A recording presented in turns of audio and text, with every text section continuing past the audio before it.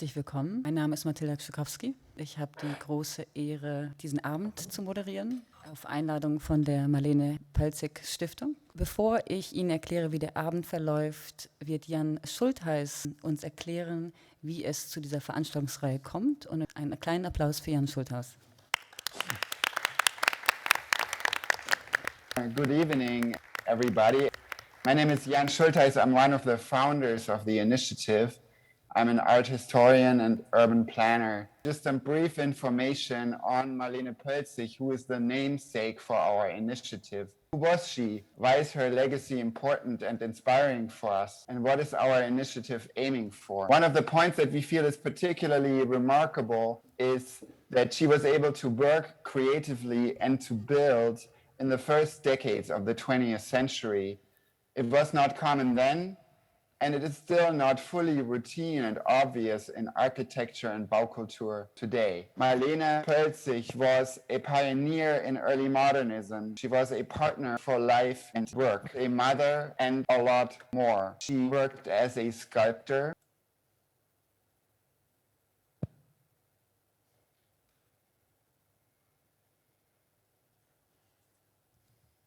She also worked on stage design for theater and movie sets. And she worked on these magnificent lamps, which are of particular interest to us. You'll find them in the House of Radio Broadcast, the Haus des Rundfunks. It was built by Hans Pölzig and just celebrated its 90th anniversary. And Hans and Marlene collaborated on the building, and Marlene, for instance, created these lamps. And for the anniversary, the artist Julia Ziegler developed an art installation and recreated the lamps as 100 lanterns. And we used these lanterns during a lantern parade 2 weeks ago. The core of our initiative is the Haus Marlene Pölzig in Berlin. It's a masterpiece and milestone in the emancipation in architecture. Our vision for the house is, or shall I say was, to establish a residency program for 3 to 4 women masters of building, Baumeisterinnen. And they would stay here for a few months, live here and work here creatively in a public house for equal rights of creativity and dialogue with exhibitions and events. It is this spirit that we want to explore with the event series Mother of All Arts. We want to develop new approaches for everyone involved in this field from a gender equitable perspective. 4 years ago, the building changed owners and the new owner kept it vacant, and last year took away its roof, which led to rapid decay. We wanted to develop a vision and to gain support for the house, to preserve the unique heritage and to recognize Marlene's legacy. And we installed a plaque to honor Marlene Pölzig, and Hannah Cook will talk more about this in a moment. Then, 3 weeks ago, everything changed. To our surprise, astonishment, and shock, the demolition began. Despite a last-minute rally and a talk with the brand new owners, we could not stop the demolition. Now, how was it possible that a place with such a rich history and significance could be turned into rubble? Would the building have been demolished if it had been built by Hans Pölzig, not Marlene? Now, some of us want to further explore this question to ensure that other monuments don't share the same fate. What's next? The initiative wants to continue. How, we don't quite know yet. We're still discussing. Mother of All Arts will continue, and there will be 2 more evenings on cross-generational influences and dynamics in creative families on the 9th of December, and on coexistence and collaboration between pairs of architects in early 2022. Please get in touch with us if you have any questions, ideas, or want to get involved. You can also subscribe to our newsletter. Thank you, Jan. The idea of run the world wasn't mine, even though it really looks like we're running the world at this setup that you can see. Because it's also about breaking the classical kind of way of conversation or the lecture series, but really having a conversation about how we would run the world. And there is a reason why these 3 titles exist, and maybe Lucas want to quickly explain how he came up with it. Well, this dialogue series, the whole initiative, we thought that it's important to bring it to present day. So this is all kind of, we're looking a lot at the past, but how can this be transported into the present and into the future? And make it also approachable and interesting for a crowd that's beyond, let's say, art historians or architecture historians, but really broad. Regarding the title, and this set up, let's say, more popular approach that we are trying, or more playful approach for this. And yes, it's a shame that the building it's a tragedy, is torn down. And I think Jan's question is right. If there would be a Hans Pölzig building, it would not have been torn down. However, it's torn down, it's the past, and I generally also I'm not a big fan of reconstructions, but let's go look into the future and what we have here right now. Hence, I think, and maybe this is a great starting point, this initiative can become something and maybe develop in some kind of a residency nonetheless for master builders or Baumeisterin.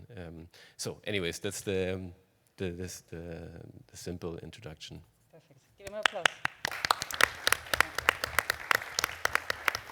In this context of what Foundation is doing, I was really thinking, who do I want to be with at a table?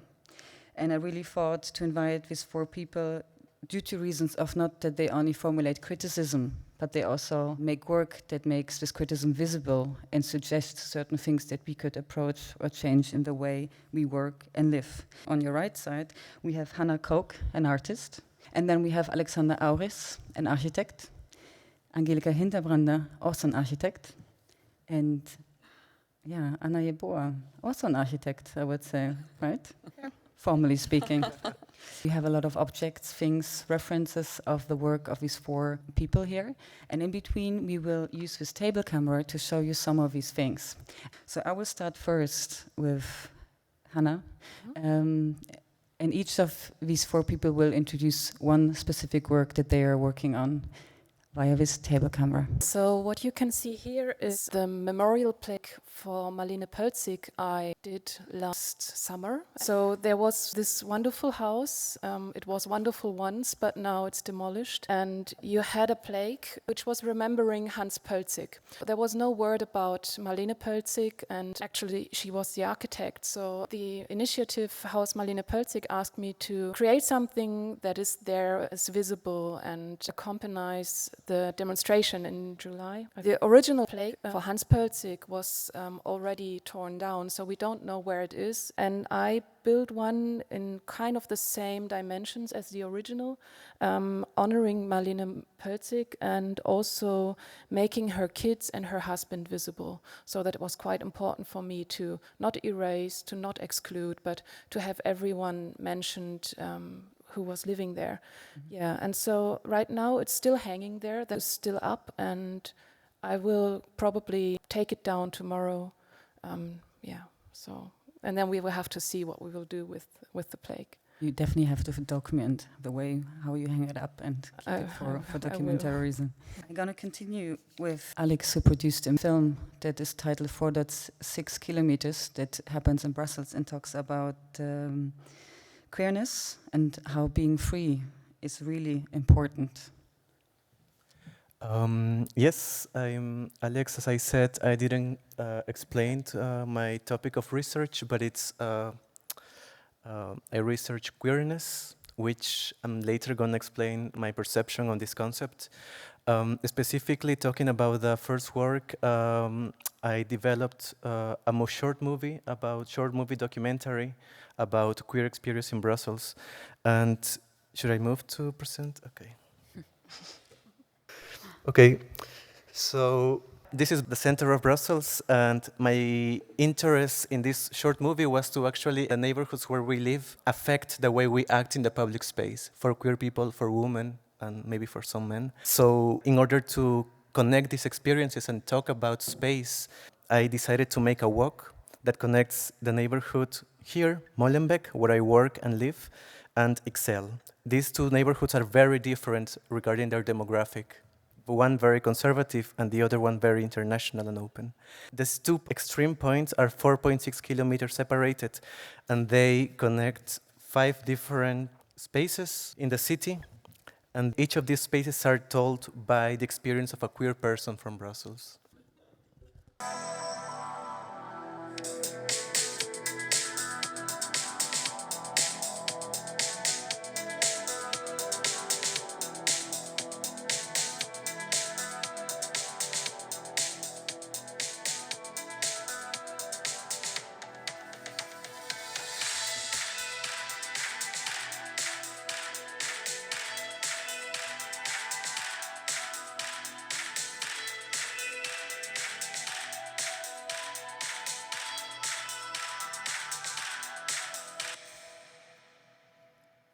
It's available on YouTube.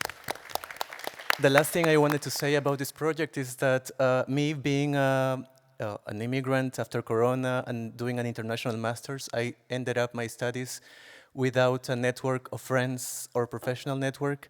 And when I was proposed by the Oslo Triennale to do this project that was premiered last month in Oslo, I found myself with no one to participate in this project. So everything I could do was actually go online through using dating apps, Instagram, every social media I could find to find people who participate. And that's how I constructed my neighborhood in a way, my network of friends now, and how I did this movie. Okay, thanks. Thank you very much. I'm going to continue with Angelika Hinterbrande. I will present Contextur, one of the frameworks I'm working in. Contextur itself is a platform for architecture. It's not only the Instagram account. There's as well a website where we're doing interviews on, a platform for not only young architects, but rather a space to give people a voice, like finding interesting perspectives in the practice. It's not only architects speaking, but a variety of people that are working in a spatial practice, let's say. And then there is the Instagram account that is maybe the most active part of Contextur overall. Currently you see two accounts. There's the big general account and then there is Contextur Jobs. You can go to the Instagram maybe for a second, then into the stories if this is possible, because this is where the magic happens, I would say.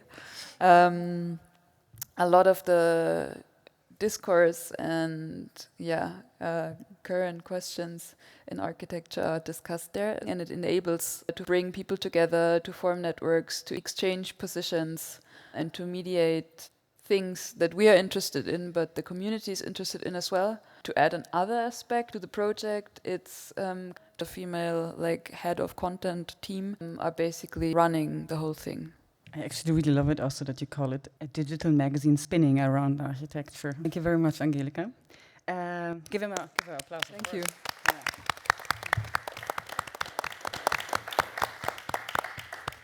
And now we're going to have Anna Yeboah talking about decoloniale memory culture in the city. Yeah, briefly, decoloniale memory culture in the city is the subtitle. We are trying to render the colonial past of Berlin and of Germany visible. So it's a project that is deeply rooted in Berlin, and it's carried out by 4 organizations. I myself am in there for the Initiative of Black People. There are other NGOs. We are the majority in the project, and the City Museum. It's the first time that the descendants of the colonized are actually included in the reappraisal of this history. So this is a model project. It has not been done before. We are the first of our kind, and we are trying to deal with this difficult history, and we are trying to do so with doing exhibitions. We opened our first one only a month ago. We are trying to have urban interventions, mostly in Berlin, to see whether we can change the narratives with some performative tryouts, and we are consulting museums on how to deal with their difficult collections and exhibitions also. We are trying to map colonial history because we know there is basically no knowledge about this. It's not taught in schools, so there are many people looking at our project to see whether they can, educate themselves or bring in their own research, because it has not been done so far. You told me that you only have a specific time frame for this project, or is the idea that it will be prolonged? No, it's we are funded by the Berlin Center for Culture and also by the Federal Cultural Foundation, and we have a funding that goes that is for 5 years. So we've been doing this for 2 years now, almost half time, and it will end by the end of 2024. Okay. Thank you very much. Anna.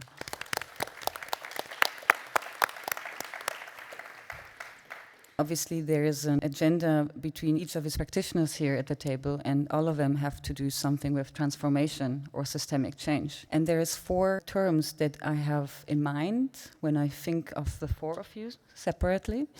And I would like you to maybe explain them. And the first term that I'm going to put into conversation is queerness. Alex, can you explain what queerness is to us? Queerness. I don't think I've created or I have a new explanation of what queerness is. I like to work with 2 different definitions of queerness. One is the one that relates LGBTIQ plus people and how, let's say, different from the heteronormal patriarchy and how that actually creates a change or could create a change. The other one is not directly the definition of queerness, but it's a definition of lesbianism by Uchi Curiela, a Central American feminist. She defines lesbianism as a political position that gives balance to the heteronormative and heteropatriarchal society. And I see queerness very much related to that, because I think you can be queer being straight, but it implies a political position. It implies different point of view and, in a way, a decision to try to change things. So yeah, that's it. Thank you very much. I would like to move on with the next term, decolonization, that I want to have answered by Anna. Decolonization is like an aim. It has not been reached. We don't know how it will be like, but we are decision to try to do better. No, that's what you said. I like that a lot. And there's another definition by Frantz Fanon, which I would like to bring to this evening. I have not written it down, but it's something like decolonization is a moment of total chaos in the first place. And I like this definition also a lot. And I was just thinking right now, because 2038 is lying there, you're also having this concept of income. So maybe there's a link. Thank you so much. I really wrote it down, because I find it's really important. It's something that hasn't been reached. I find it powerful. I'm going to move on to the next term for Hannah, which is feminism. Mm-hmm. Yeah, it's kind of interesting to be invited as an artist and then have to talk about feminism. I mean, my artistic work is a feminist, of course, and when I was in high school, university, I was also part of a feminist collective we built, and we made this publication, Body of Work. So I have quite a lot of approaches to deal with feminism. In my work, I can't give a statement what feminism is. I mean, everyone actually knows there are kind of many ways. I think we have to work with feminism quite even more and stronger and make it intersectional. And I'm a white, privileged woman living in Germany. So for me, feminism looks totally different than maybe feminism for you or for you or for you. So I guess, yeah.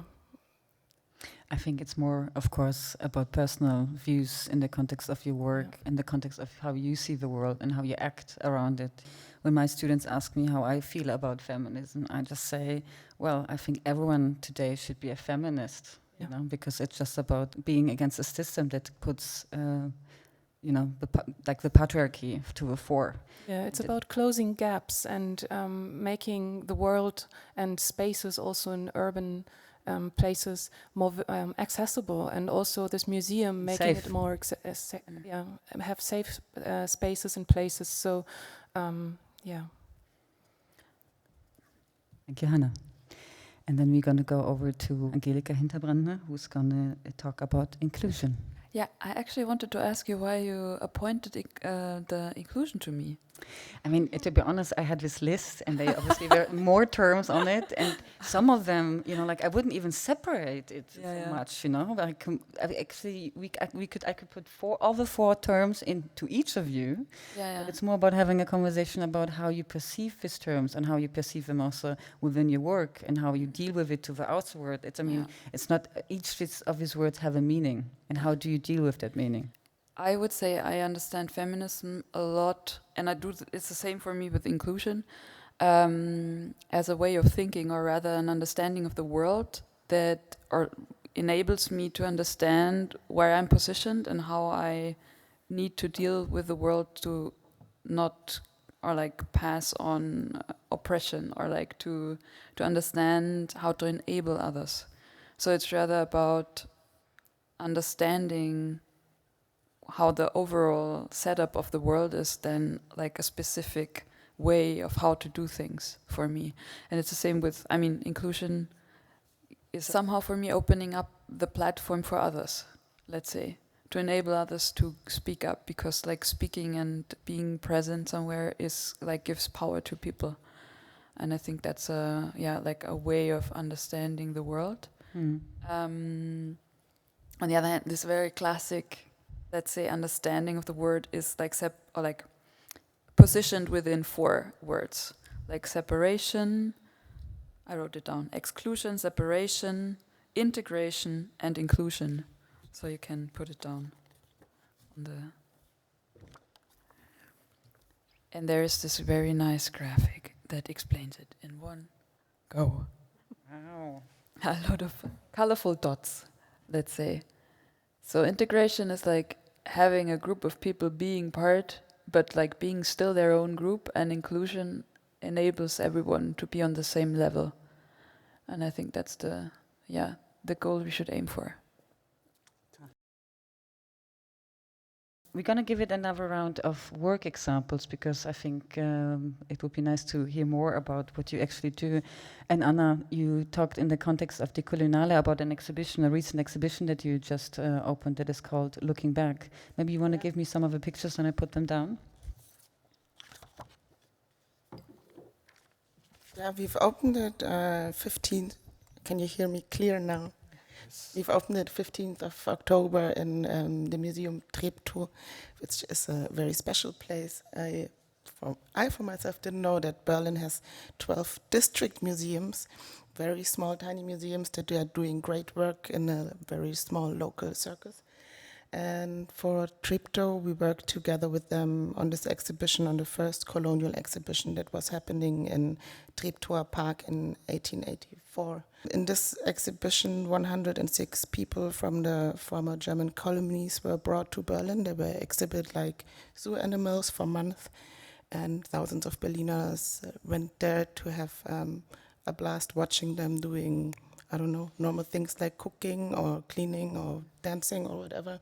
And stories of these people have not been told so far. So we reworked this exhibition to really show what kind of people these were, so not to display them again, but to get into their biographies, and also to give a broader context of what historical ratifications led to such awful exhibitions. I mean, this was not the only one. It was one of many that maybe called Völkerschau. And So the documentation of all the 163 people, 83 people exist? No, not all of them. 106 of them. We have very detailed biographies on some space in the exhibitions to be filled up for the other 81 that are missing. And one of the tasks with the exhibition also is that the material we have comes from the Deutsche Reich Anthropologen, no? So there's been racial studies made on these people, and this is the documentation we have. and we were trying to present this in an empowering way without discriminating or hurting anybody. You also brought graphic very strongly strands for the history of it. The graphic that you showed me with binoculars? Yes, this one. Yeah, the exhibition is called Zurückgeschaut, Looking Back. It's also in English, so English speakers can go there too. And the title comes from a guy whose name is Kwelle Ndumbe. He was brought to the exhibition from Cameroon. And while being on display in Treptower Park, he bought himself a pair of opera glasses and he looked back at the audience. So he got kind of a symbol for our exhibition. But in a broader way, he is also a symbol for the resistance that has always been there against racialized practices like this. Thank you so much, Anna. We're gonna move over also about the work from Alex Aris. You want to talk about your voguing events? Yes, I hope I will later reply to something that you said that it's related to my research, but I don't know. Please go on. No, I was just going to say that while doing my research of queerness in Berlin, I started researching the history of events that related to LGBTIQ people from this since 1800. And there was Magnus Hirschel. He was one of the first activists about sexuality, specifically being a lesbian or a homosexual in Berlin before the 1900s. And he based some of his studies in the human zoos, because also in the human zoos, people were exhibited having sex. So by him saying or showing to other people that, for example, homosexuality was also something practiced not in Berlin but in other colonies, in other parts of the world, then that became an argument to say that it's nature, natural, etc. That's it. The second project I want to talk about is voguing practices I helped to organize in Brussels. But to start talking about that, which is the image on the left, I have to start talking about the image in the right. Again, I was Festival of Brussels. I was asked to, I applied to do a performance in the center of Brussels, in Mont des Arts. And again, I found myself without any people I knew, so I started reaching out on Instagram. And I reached out to the guy in the right, Marlon, a Brazilian dancer from Brussels. Well, he lives in Brussels. And he, I knew because he belonged to a house related to the ballroom community. And he did voguing, and he knew Blue Raven, which is the other guy in the left. And together we presented a performance in the center of Brussels. And through my connection with other people I met also through Instagram that worked in a theater, I connected Raven, who practiced Vogue in the train stations of Brussels, actually not in a closed space, nor in a safe space, but just in the public space. And I introduced these two people, and together we started organizing voguing events, trying to create safe spaces for people who wanted to vogue. So in a way, of course, it relates to ballroom community, that relates to being LGBTIQ plus or queer, but it's not close to only queer people, let's say, but people who want to do Vogue. So it's not like someone can go to see. You have to actually dance, yes. You have participated. Yeah. Great, thank you. The next one would be... I think I'm left. Yes. I will show a video.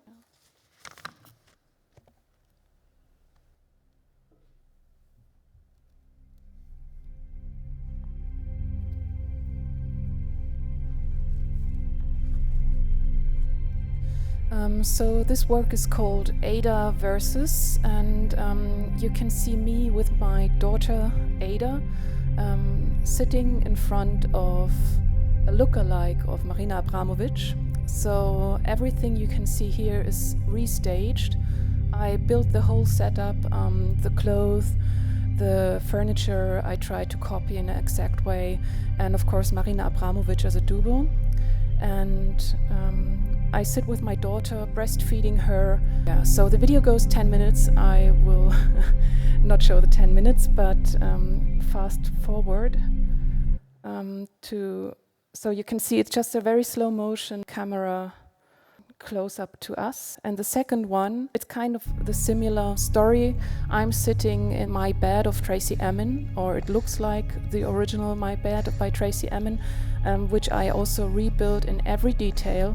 Both works of Abramović and Emin are very well covered on media, so I was able to put a lot of effort into every detail, into every cigarette package, in every contraception and alcohol packaging, everything. These two iconic works was that I got a daughter, I am an artist, and I was quite scared of my future, how to work or continue my work as an artist, because of course I know all these statements by a lot of people who don't think it's possible to be an artist and a mother at the same time. So once there was a teacher who recommended to one of my fellow student colleagues that she better get a housewife and have children than to continue her artistic career. So I was quite afraid that I can't be both at the same time. And then I read a lot and tried to find some idols or artists who deal with both and can bring both together. So there are some artists and also these quite big lists by Artfacts. There are a few women under the top 100 artists, and only a few have kids. So I went by these two statements by Abramović and by Emin, who both mentioned in interviews that it's not possible to have both. You can't be a mother and you can't be an artist at the same time, or you can't be a great artist when you're a mother. So it's not only that they say it for themselves. I mean, every woman can choose I hope every woman can choose in the best case to have children or not, but in their position as such iconic and feminist artist, I think it's quite harsh to talk in a certain way about these topics. So I wanted to show it's possible. I didn't know that it's possible in that time, but I wanted to strengthen myself and give a positive statement to it. So yes, these two works were made in 2018. Now Ada is 3.5 and I'm sitting here discussing with you about all these topics, and I hope it will continue. The role models are really important. You have been, in this case, a role model, and also the question is always, which I ask myself, what is a great architect? What is a great artist? And what is a great designer? And this is the perfect moment to walk over No pressure. to Angelika Hinterbrandner, who's going to introduce us to a second project that she is dealing also again with a group of people. Yeah, I actually would like to exactly go on where you ended with caretaking.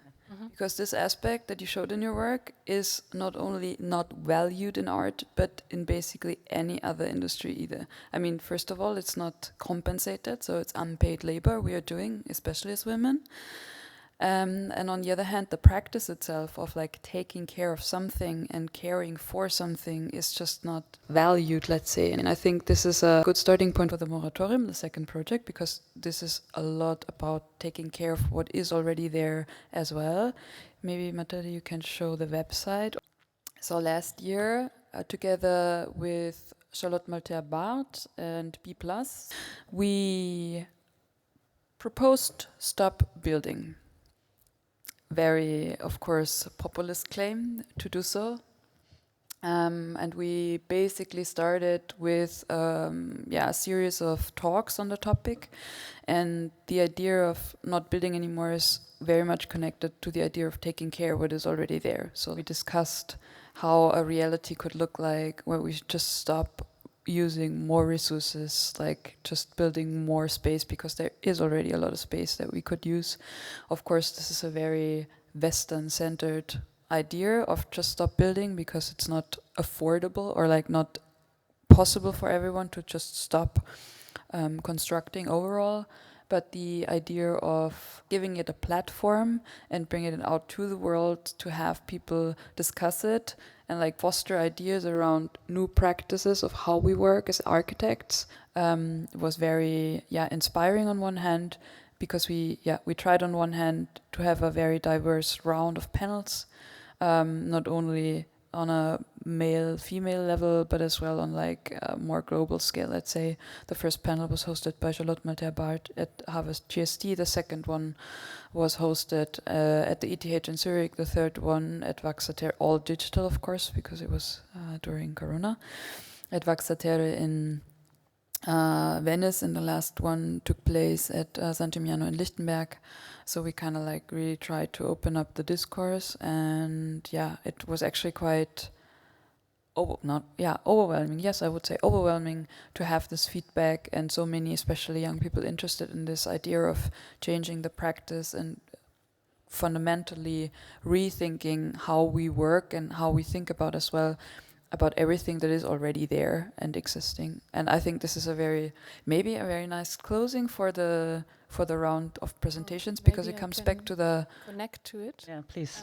Because I think what you said with keeping what we already have and take it as a source to make new things, that's, for example, with Haus Marlene Pölzig. Exactly. It would have been a dream, because she, in her architecture, thought about how can we work at the same time in this house. So she built herself an atelier looking into the garden. His atelier was looking to the street, and the kids had their own wing in the house. So they were quite far away, but when they played in the garden, she could watch them from the inside of her atelier. And I think it would have been lovely to keep this as a model for future buildings, and of course it connects somehow to my work. So how can we care and work at the same time and handle it both at the same time? Yeah. I'm assuming, Anna, that you gave me the piece of paper because you want to respond to something. I want to warn you, we cannot keep everything we have. No, we have some shitty things we have to get out of. Get rid of. I brought this Adinkra symbol. It's a sign language from Western Ghana, where my father comes from. And this symbol shows a bird that is taking its own egg on its back. And it means something like, go get it. So you can take something from the past to learn from it and take it into the future. And it was very nice that you brought it up, and now we have the image to it. Yeah. But how is it maybe with you, Alexander, with taking something from the past? Taking something from the past. Well, I think my work, it's based on experiences, on personal experiences, and and some things I was thinking about when I was asked to participate in this event were, how can I present my work, or how can I talk about my work and myself, and how can we run the world in a way, or how can we continue? And I realized that the way I continue, at least right now, is by these experiences I've had in the past, having learned to, for example, fail or rejection or etc., and then go further without having fear of that anymore, and which is like a trauma at the same time, but in a way also it makes me fearless, and I think that's the thing I most value about the past.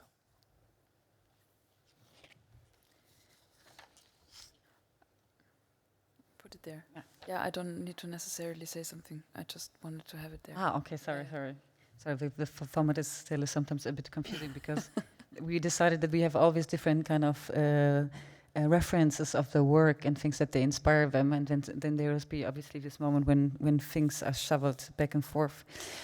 But given the fact that you told us about your two main projects that you've done, and we talked strongly about networks and communities and about practices of emancipation, which in a way, all of you have or running a practice of emancipation. And you're creating safe spaces, which is often very important. Safe spaces for you first, where you try to be a role model and have a broader conversation. So how do you think your personal work and the work that you do will affect your community and your network and maybe potentially the world? Let me jump in. Yeah, Okay, that's good. This is a picture of our project space in Berlin-Mitte. It's located in Wilhelmstraße, so it's the plot of the former Reichskanzlei. This is the place where the Berlin Africa conference took place, the conference where some people decided to run the world and divide it within themselves.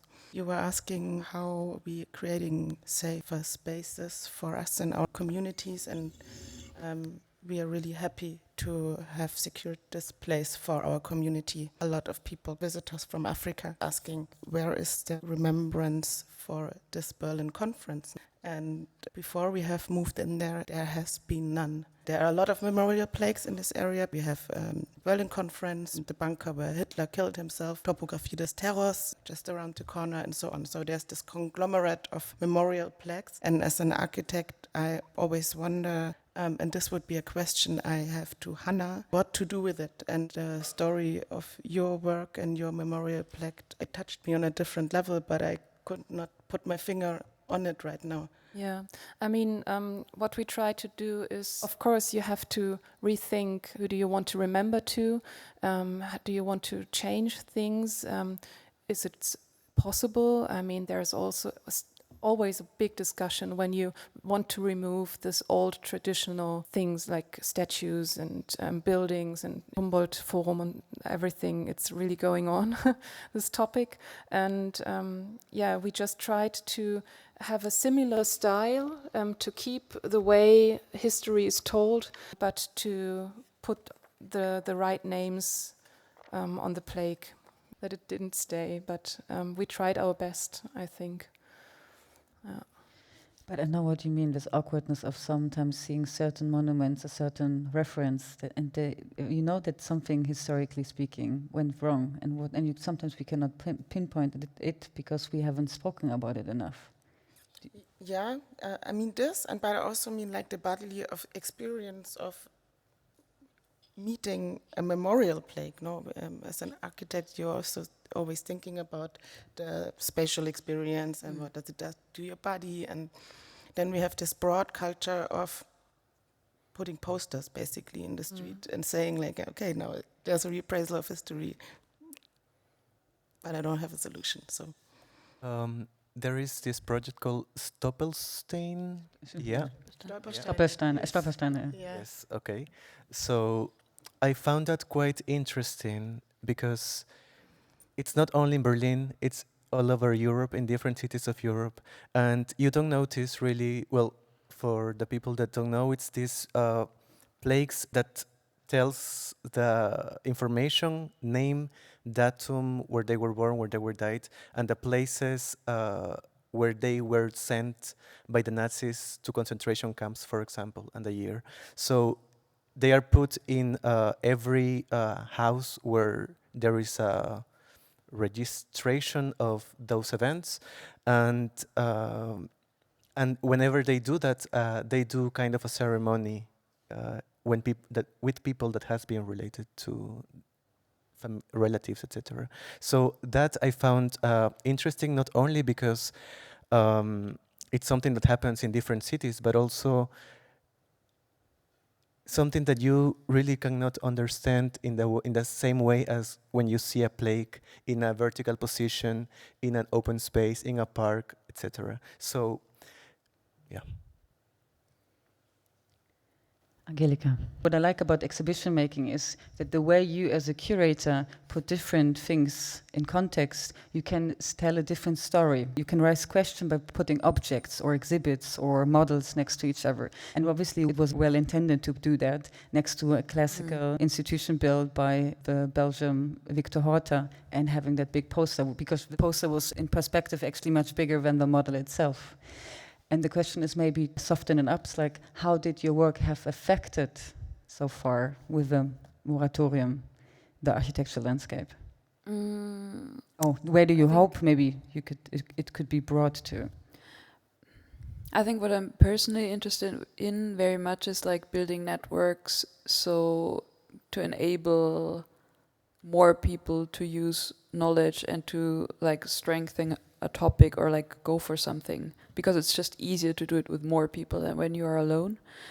One thought that you kind of like started and we didn't end up going to was the topic of 2038 and how much of a crisis you actually need for change.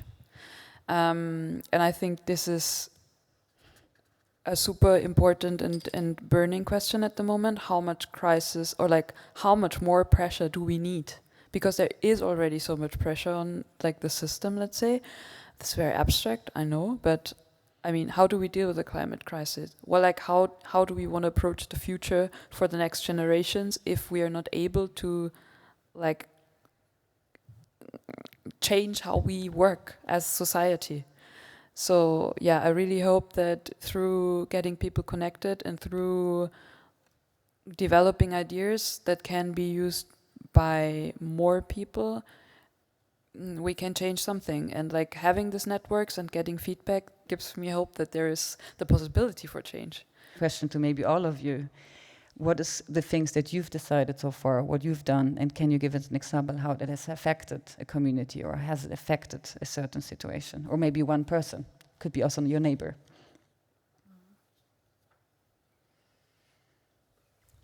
Okay, so with my work, of course, as an artist, you do your work and you hope that it touches people or that they think about something. But in most of the times, you don't really get feedback. You have exhibitions. If you're lucky, some people will come to you and say something nice about it. But with this work with my daughter, Ada Versus, it was kind of a total different thing. It went viral with social media because it was, I had a talk in Monopol magazine, an interview, and all of a sudden I noticed how social media works. And a lot of women artists came to me and talked to me and wanted to share their experiences and said, okay, it's happening all the time. Women quit their artistic career, but now we can see like your statement is clear.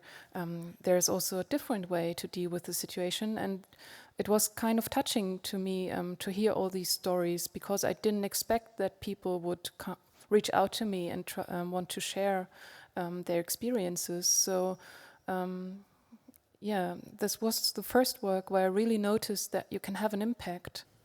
Okay, I have another picture. This is not an impact we have, but it's an impact I would like to have. And so we see a picture of a desert in Namibia, and we see a memorial place that has been set up by the local community there. So these graves, they might be empty because a lot of the human remains are here in Berlin collections.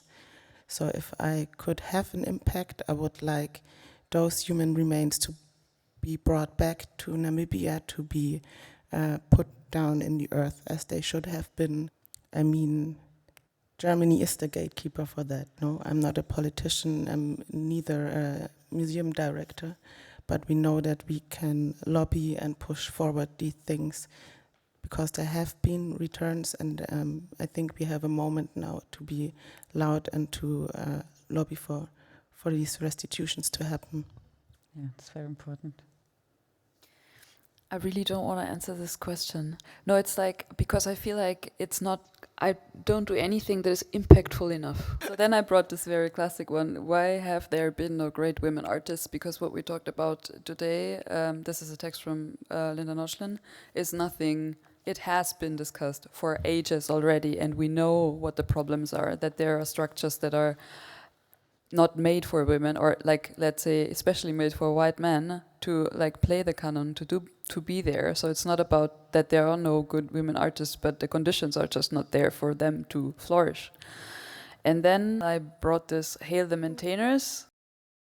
It's about the idea of innovation and technological progress that brings us forward compared to the idea of maintaining and taking care of things, what I mentioned already in the framework of the moratorium. Just a rethinking of like how we understand resources, and you cannot bring everything to the future because you need to critically reflect on the not so good things of the present, let's say. But I like the text a lot because it's connecting the idea of technology and innovation as something solely positive, let's say, and critically reflecting that back with the idea of maintaining things. Then I brought feminism for the 99%, because I think we are like, I'm not here to be feminist for only 1%, so it's not about bringing more women to the top position, but it's more about enabling everyone to participate. I think this is like maybe the main point for me as well in this talk, like, or like as well, that's maybe the point of inclusion, huh? Not helping the 1% that is already there, let's say, but enabling 99% to participate. And then there is Maya Göbel, Unsere Welt neu denken, Rethink Our World. She talks a lot about critically reflecting on how we understand our economy and what the models behind the economy are that we are believing in so strongly, like the Homo economicus, this idea of the rational human being that decides only like according to the market logics. That is a theoretical model, but is heavily influencing how we are acting in the world, or like how the system is designed we are acting in. This is describing our current economic system and the idea of growth that is ingrained in it. The systemic relation of having growth as the basis of our economic system that floats into investment. From investment comes innovation. From innovation comes higher production, lower employment that leads back to higher demand, and then you have growth again. So this circle of that we always need to consume more to kind of like put more money into the system that is kind of like ingrained in competition is a system we are living in basically. So how do we rethink this model as well that is on a more systemic level to really fundamentally change the world and how we act within the world. So yeah, this is kind of like the range of topics I'm currently involved with, let's say. And I said before that I don't see enough impact yet. And I think this is why I'm having all this stuff, because I'm trying to have more knowledge about the world to make an impact. I try to share what I find out. I try to enable others to have knowledge, and I hope it has an impact, but it's up to the receivers to decide if they want to grab the knowledge and do something with it. So I just try to do what I do, and then I see how it goes. Final round. Do you guys have final words or comments, notes? The last picture that you want to show. I have a comment on what you said earlier about activists being, I don't know, annoyed about people not educating themselves. And I wanted just to quickly add that that's not counting for me. I'm not frustrated with the people, but I'm very frustrated with just heavy systems that are not moving, and they are not moving, they are not letting us in. And while they are like stealing our ideas and incorporating them and making them sellable or whatever, and I think that's the frustration for me. That really makes me mad, but it's not a good, it's not positive enough to end, no. I don't think it has to have a positive end, but what you're saying is exactly that. I mean, there's some people who do the work and they are robust enough to say, okay, it doesn't affect me, but I will do it for others, or I do it for others without, like not knowing where it actually can lead to, but based on the community that you work with, as you said, Angelika, it makes me move or continue, So I think there's a different reality to every person in this room, at this table, in the world, of course.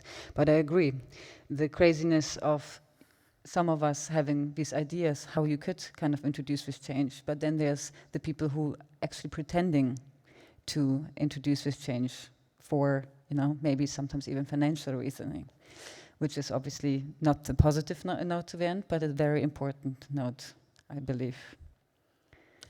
Hannah, Angelika? No. Hard one. I don't really know. I just keep on working and try to be visible with my work, but that's all I can do as an artist. I have the feeling. Also, I'm shifting between being a little activist but yeah, try to continue. Try to continue. We keep on pushing.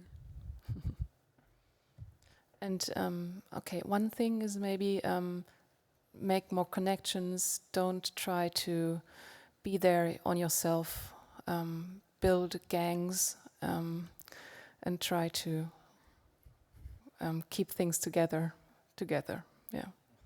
I think the consequence of this conversation is that we all do not see enough impact yet, even though we all want to see more impact. Can I say one more thing Of before course, before you please. close? You need to Yeah. close. I think there's two ways to change things. There is either radical change or slow transformation. But there's always change. So I think this gives me a lot of hope. That's a perfect ending.